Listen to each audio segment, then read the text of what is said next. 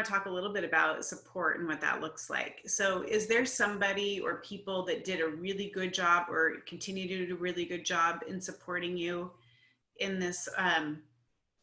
If so, what did they do? My older son.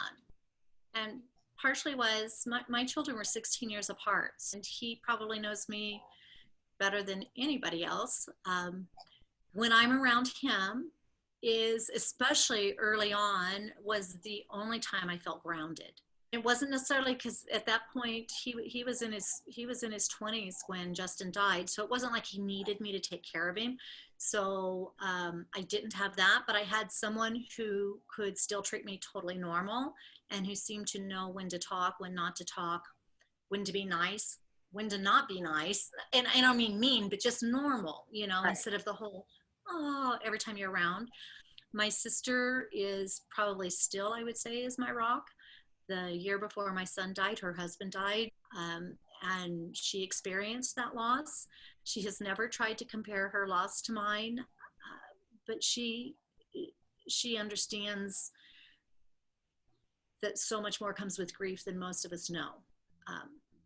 And so she has been a really strong person in my life. Talk about, don't talk about, whatever you want.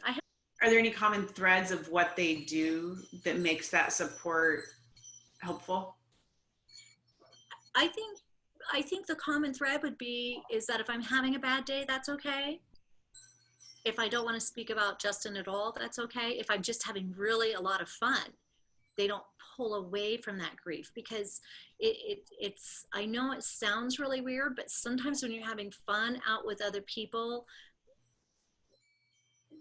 you almost feel, sometimes because of things they say, but you almost feel guilty as if you've let go. And so the people who know you really well know you are just having a great time, and it has nothing to do with that pain being any less, or you're needing them any less to support you.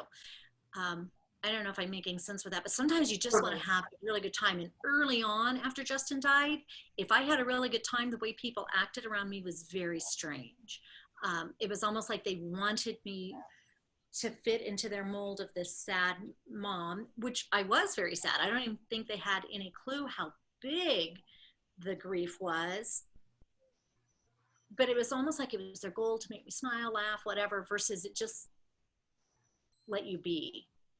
And there are smiles and fun in that. And there is, to be able to talk to Justin, to my sister and Justin's father, and it not have to become a cry session or a whole and coddle and them turn around and say how great everything was, how sad it was that he died. Sometimes you just want to, it's just a memory like it is of my other son.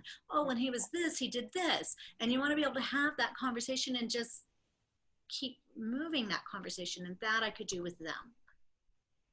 So a couple things that I hear you saying is, number one, to treat Justin's memory just like you would any other child's. Like, you can comment on something that was happening or a memory and then just move on with it and not make it some big thing.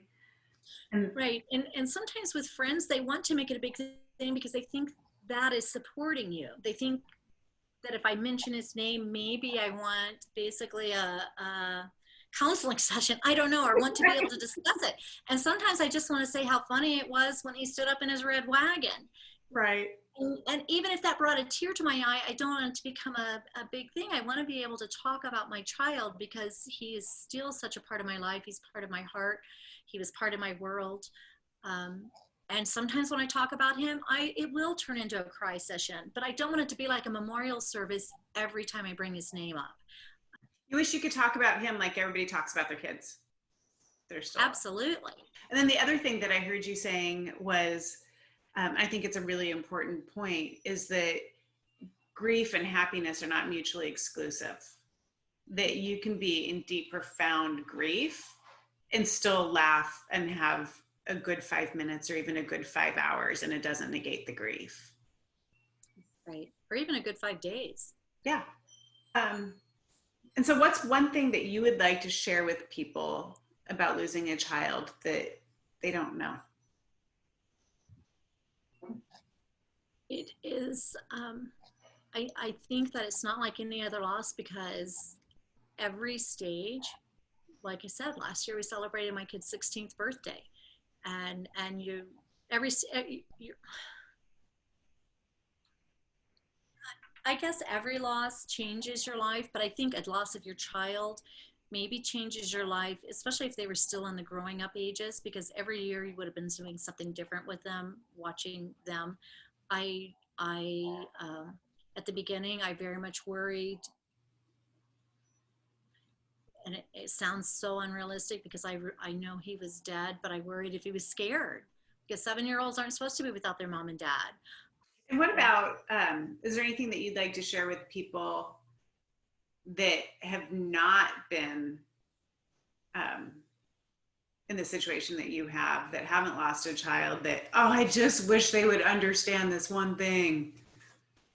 Yeah, I would never wish losing a child on anyone, but I do wish people who haven't lost a child could could think before they speak. So I will say people say some really really insensitive things, and probably in every aspect of our life we do.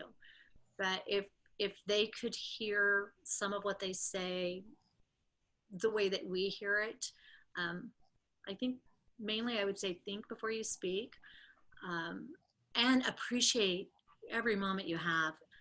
One of the hardest things are when parents complain to me about their kids. It just kills me. It breaks. I didn't realize, you hear it all the time, birth is a miracle and miracle of birth, or, they even use the word miracle with it, but how true it is to have a healthy child. It Yeah. is an unbelievable blessing. And yeah, to have your children near, I would just say appreciate it.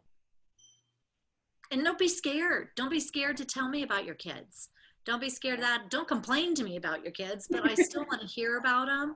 I still want to hear that you're happy and that you've got a life. Um, and I still want you to stay my friend. Just because my kid died doesn't mean yours will. I do sometimes think that there's something that's almost like a fear, like I might be contagious, I've said or exactly that. or something to that effect. We still need regular friends with children, and if they make me sad, I'll walk away, but don't keep them away from me worried that they'll make me sad. Right. Yeah.